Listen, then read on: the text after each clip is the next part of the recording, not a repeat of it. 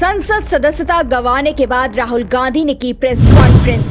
पत्रकार के सवाल पर नाराज हो गए राहुल गांधी। पत्रकार को बीजेपी का बताया एजेंट। राहुल गांधी ने कहा कि वह डरेंगे नहीं, यह सब अडानी को बचाने के लिए हो रहा है।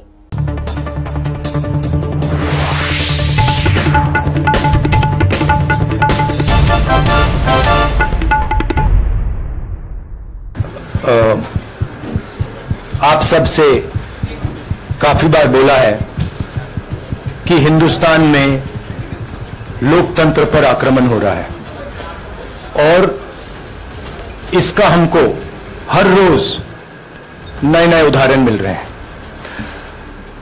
सवाल मैंने एक ही पूछा था,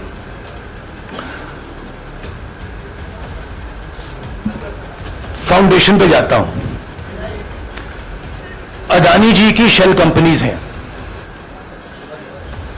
अदानी जी की शेल कंपनीज हैं, उसमें 20,000 करोड़ रुपया किसी ने इन्वेस्ट किया। अदानी जी का पैसा नहीं है, का पैसा नहीं है। अदानी जी का इंफ्रास्ट्रक्चर बिजनेस है, पैसा किसी और का है। सवाल यह है, ये जो 20,000 करोड़ रुपए हैं, ये किसके हैं? ये सवाल मैंने पूछा। मैंने पार्लियामेंट हाउस में प्रूफ देके, जो मीडिया रिपोर्ट से मैंने निकाला, अदानी जी और नरेंद्र मोदी जी के रिश्ते के बारे में डिटेल में बोला। रिश्ता नया नहीं है, रिश्ता पुराना है। जब नरेंद्र मोदी जी गुजरात के सीएम बने थे, तब से रिश्ता है और उसके बहुत सारे पब्लिक प्रूफ्स हैं। हवाई जहाज में मैंने फोटो दिखाई, नरेंद्र मोदी जी बड़े कंफर्ट में बैठे हुए थे अपने दोस्त, अपने मित्र के साथ। पार्लियामेंट में मैंने दिखाई। यह सवाल मैंने पूछा। फिर मेरी स्पीच को एक्सपंज किया गया। मैंने स्पीकर को डिटेल चिट्ठी लिखी, पॉइंट बाय पॉइंट, कि मैंने कहा कि एयरपोर्ट्स अदानी जी को रूल बदल के दिए गए हैं। ये लीजिए रूल की कॉपी, उसको बदला गया है। चिट्ठी लिखी, कोई फर्क नहीं पड़ा।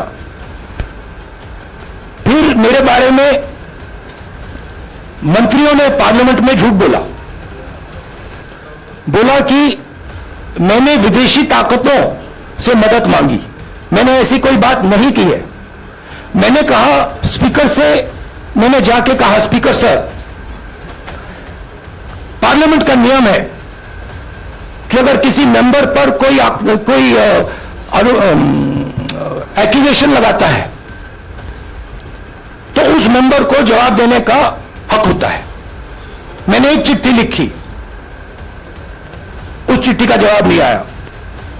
दूसरी चिट्ठी लिखी, उस चिट्ठी का जवाब नहीं आया। फिर मैं स्पीकर के चेंबर में गया। मैंने स्पीकर सर से कहा, स्पीकर सर, ये कानून है, ये रूल है, इन्होंने झूठा आरोप लगाया है, मुझे आप बोलने क्यों नहीं दे रहे हैं? स्पीकर सर मुस्कुराते हैं, कहते मैं नहीं कर सकता।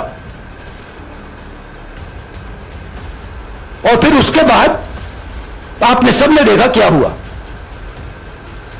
सवाल पूछना मैं बंद नहीं करूंगा। नरेंद्र मोदी जी का अदानी के साथ क्या रिश्ता है और 20,000 करोड़ रुपए किसके हैं, मैं पूछता जाऊंगा। मुझे कोई डर नहीं लगता इन लोगों से। और अगर ये सोचें कि मुझे डिस्क्वालीफाई करके, धमका के, जेल में डाल के मुझे बंद कर सकते, नहीं, मेरी वो हिस्ट्री नहीं है। मैं हिंदुस्तान के लोकतंत्र के लिए लड़ रहा हूं और मैं हिंदुस्तान के लोकतंत्र के लिए लड़ता रहूंगा।